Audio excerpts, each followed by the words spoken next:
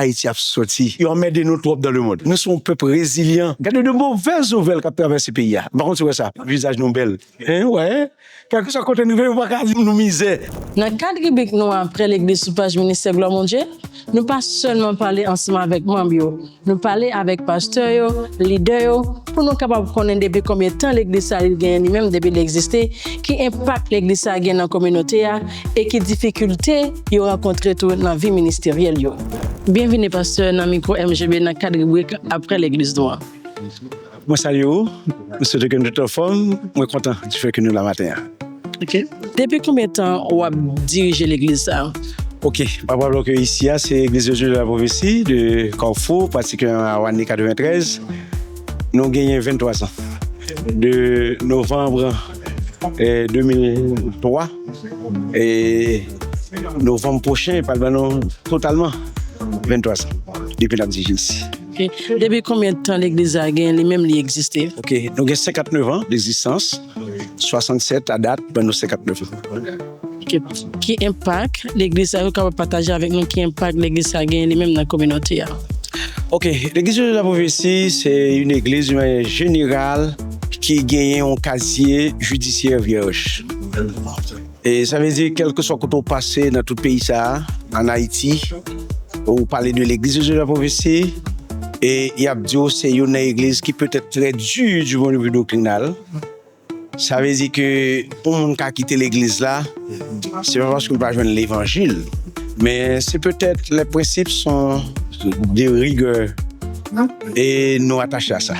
Okay. Nous croyons ça, nous croyons que pour nous mener vers le ciel, faire nous lutter en pile contre les attaques démoniaques et sataniques dans le monde. Donc dans ce sens-là, nous réalisons que nous faisons un impact extraordinaire parce que, quel que soit mon cas parler de l'église de la prophétie, l'idée ça, que l'église de la prophétie est une église qui gagne un casier judiciaire qui est vierge.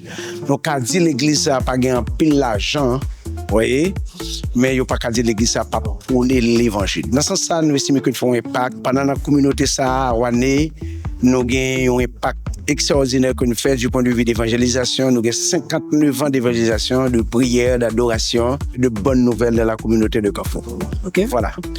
Comme nous connaissons déjà, être dans le ministère, c'est faire face à des difficultés. Mais est-ce que vous êtes capable de partager quelques difficultés ensemble avec nous que vous rencontrez dans le ministère ça? Bon, effectivement, de nature, les ministères. Pour du ministère, c'est sacrifice. Paul dit que je vous exhorte, frères, à offrir vos corps comme un sacrifice vivant. Cela veut dire que pas de ministère sans situation difficile. Donc la situation difficile, il va faire nous peur, mais au contraire, nous servir avec ça, servir avec nous comme ingrédient pour nous servir le Seigneur. Et présentement, comme pasteur titulaire de l'église, le problème de sécurité qui est dans le pays a fait que, par exemple, on n'est pas définitivement ici. Ça, c'est un gros problème, un gros impact, une situation difficile. Parce que je vivre à Mariani, par exemple. Je quitte Mariani pour problème de sécurité. Ensuite, je me rends à Gressier. Gressier, c'est pas le pire. Présentement, moi, je réside au Caille. Donc, moi, de passage ici. Donc, c'est une difficulté énorme. Et heureusement, il y a des collègues pasteurs qui assurent le travail du ministère. Ça ne fait que l'Église n'a pas souffert. Donc, c'est ça un gros problème que peut-être nous rencontrer. Mais quand même, ça fait partie du ministère.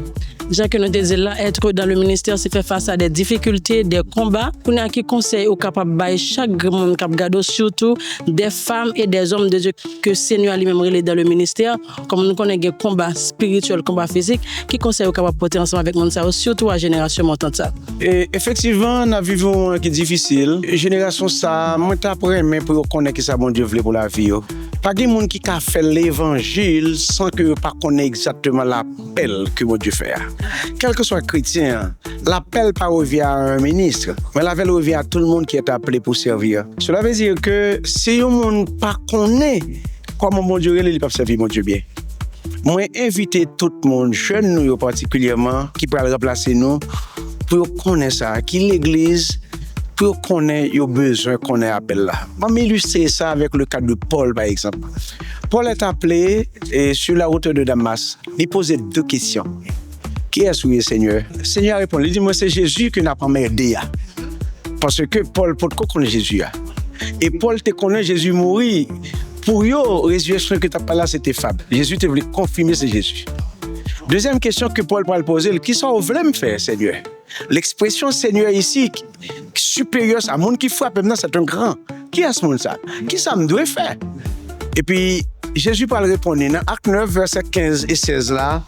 Il va dire, nous mettons dans la ville là, il a dit où qui ça pour faire. Bon Dieu va choisir un disciple. Moi, je voulais attirer l'attention sur ça. Un frère à l'église. Pas un ministre, pas un apôtre, pas un gros chef, non. Un frère à l'église qui est Ananias. Il dit, Ananias, au pral, dit Paul pour moi, qui choisit ça. Il dit, d'abord, c'est un instrument que je choisis. Il peut demander Paul, il dit Paul pour faire trois bagages pour lui. Il peut le porter nom devant les nations, la porter nom devant les rois, et la porter nom devant la nation d'Israël. Et au verset 16, il dit, moi-même m'a dit Paul que je le souffrir pour moi. Voilà.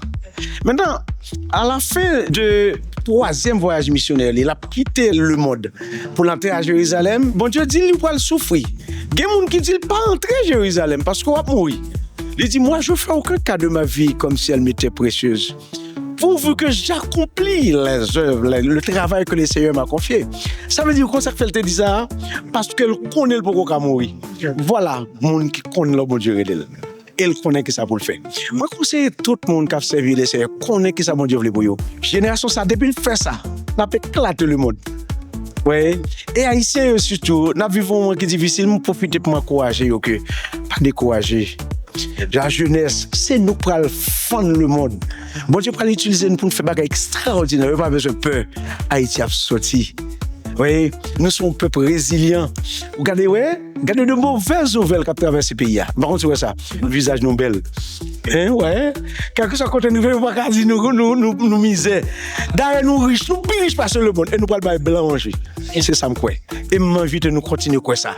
Nous allons faire une là, nous allons manger, nous allons travailler. Ils mettent nous trop dans le monde. Ils mettent content. Bon Dieu pour le faire qui choisit pour vous. Que bon Dieu bénisse. Dans le cadre rubrique après l'église noire, je dis à nous dans l'église Église de Dieu de la prophétie, dirigée par pasteur Anoïs Jean, qui est encore là, numéro 9, rue Apollon, Ouane 93. Ce bon, c'est pour dimanche prochain, qui doit être dans l'église Paul Anoye. Fais-nous connaître dans l'église dans l'espace commentaire.